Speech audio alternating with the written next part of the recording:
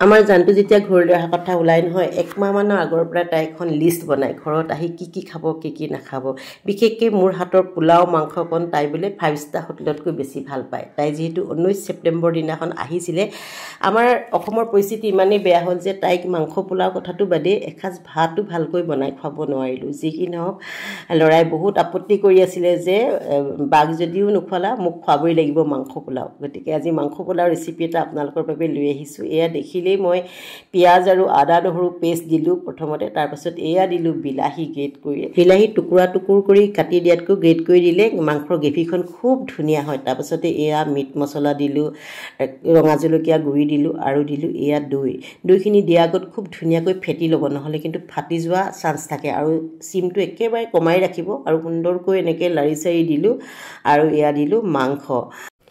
এই ৰেচিপিটো ৰান্ধি থাকোঁতে সঁচাকৈ মনটো মোৰ বহুত বেছি বেয়া লাগি আছে মানে ছোৱালীক যিহেতু খুৱাব নোৱাৰা দুখত মানে মোৰ বনাবলৈ মনেই নাছিলে তথাপিতো ল'ৰাৰ আবদাৰত বনাবলগীয়া হৈছে জোখমতে নিমখ দিলোঁ আৰু নিমখ দিয়াৰ পাছত সুন্দৰকৈ লৰাই চৰাই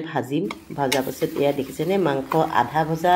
অলমষ্ট হৈ গৈছে তাৰ পাছতহে মই আলু দিম দেই এয়া দি দিলোঁ আলু মাংস আধা ভজাৰ পাছত দিছোঁ দেই নহ'লে আলুখিনি ভাগি যায় মাংসৰ টেষ্টটো নাইকিয়া হয় মোক ল'ৰা ছোৱালী সদায় কৈ থাকে মা ৰেচিপি ভিডিঅ' শ্বুট কৰিবা তুমি ইমান ধুনীয়া ৰেচিপি বনোৱা কিন্তু ৰেচিপি ভিডিঅ' এটা শ্বুট কৰাটো ইমান সহজ কথাও নহয় যি কি নহওক এয়া পোলাও বনাবলৈ কুকাৰটো পাতি দিলোঁ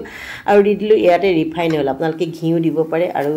গোটা জিৰা দিলোঁ লগতে এয়া তেজপাত দিলোঁ আৰু দিলোঁ এয়া গোটা গৰম মছলা দেই তাৰপাছত ধুনীয়াকৈ লৰাই দিলোঁ তাৰ পাছতে মই ইয়াতে 1 চামুচ বাটাৰ দিলোঁ যিহেতু ঘি নাখায় লৰাই বাটাৰ দিয়ে বনাব লাগিব ঘি দিলে আচলতে পোলাওখিনি বেছি ধুনীয়া হয় ছোৱালী থাকিলে কিন্তু মই ঘি দিলোঁহেঁতেন কিন্তু ল'ৰাই ঘি নাখায় তাৰ পাছত এয়া দিলোঁ পিয়াজখিনি ধুনীয়াকৈ লৰাই চৰাই দিলোঁ লৰাই চৰাই দিয়াৰ পাছতে ইয়াতে মই দি দিম এয়া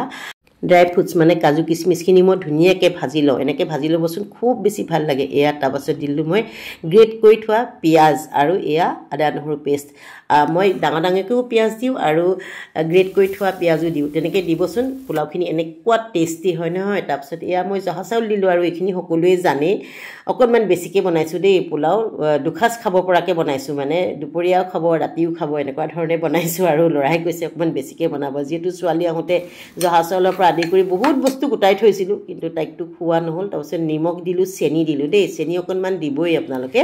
তেতিয়া বেলেঞ্চ হয় অলপ মিঠা লাগে পোলাওটো খুব বেছি ভাল লাগে আৰু খুব ধুনীয়াকৈ লৰাব পোলাওটোনো কি আৰু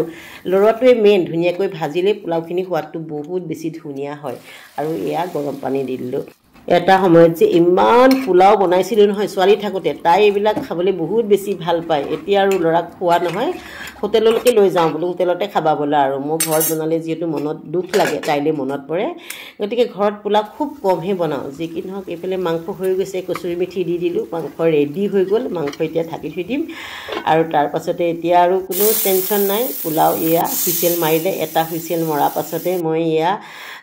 গেছটো উলিয়াই দিছোঁ গেছটো লগে যাবলৈ দিয়া কাৰণটো হৈছে মই এতিয়া ইয়াত ভেজিটেবল বিন দিছোঁ আৰু গাজৰ দিছোঁ এনেকৈ আপোনালোকে কেতিয়াবা বনাইছেনে বাৰু পোলাওখিনি বনোৱাৰ পাছত এনেকৈ যদি দি দিয়া হয় নহয় বিন আৰু গাজৰটো একেবাৰে গেলি নাযায় সিজি নাযায় মানে তেতিয়া বহুত বেছি ভাল লাগে আৰু লগে হাফৰখন আকৌ মাৰি থৈ দিম খোৱা সময়ত উলিয়াম তেতিয়া মানে গাজৰো সিজি যাব বিনো সিজি যাব একেবাৰে সিজি গ'লে বেয়া লাগে এনেকৈ বনাই চাবচোন বাৰু আপোনালোকে আৰু এয়া শেষত উলিয়াই ল'লোঁ খুব ধুনীয়াকৈ দেখিছেনে ইমান সুন্দৰ লাগে নহয় ছোৱালীয়ে সদায় কৈ থাকে যে মা তোমাৰ পোলাও মাংস খাই মানে অমিতে মানে ইমানেই প্ৰশংসা কৰে বোলে 5 ষ্টাৰ হোটেলতো তাই ইমান সোৱাদ নাপায় আৰু এইফালে এইখিনি মাংস কাঢ়ি যদিও বনালোঁ মোৰ মনটো একেবাৰে ভাল নহয় বাৰে কৈ আছোঁ তাই এতিয়া দেখি ক'ব মা মই অহা পাছতহে বনালা সেইটো সময়ত ইমান বেয়া আছিলে নহয় পৰিস্থিতি মানে মনটো মোৰ বহুত বেয়া হৈছিলে তাৰপিছত মোৰ অকণমান অসুখো হৈ গ'লগৈ ল' প্ৰেছাৰ টাইপৰ আৰু শেষত সুন্দৰকৈ সজাই দিলোঁ এয়া পোলাও লগতে এয়া মাংস আৰু লগতে দুচুকলমান গাজৰ তিয়ঁহ এটা কেঁচা জলকীয়া নেমু আৰু মাংসখিনিৰ ওপৰত এয়া দি দিলোঁ দুচুকলমান পিঁয়াজ আৰু বনালোঁ চিম্পল দালি এখেতক দালি লাগিবই দালি নহ'লে নহ'ব তেনেহ'লে আজি ভিডিঅ'টো ইমানতে সামৰণি মাৰিছোঁ যদি ভিডিঅ'টো ভাল লাগিলে প্লিজ লাইক কমেণ্ট কৰিবলৈ নাপাহৰিব তেনেহ'লে ধন্যবাদ বাই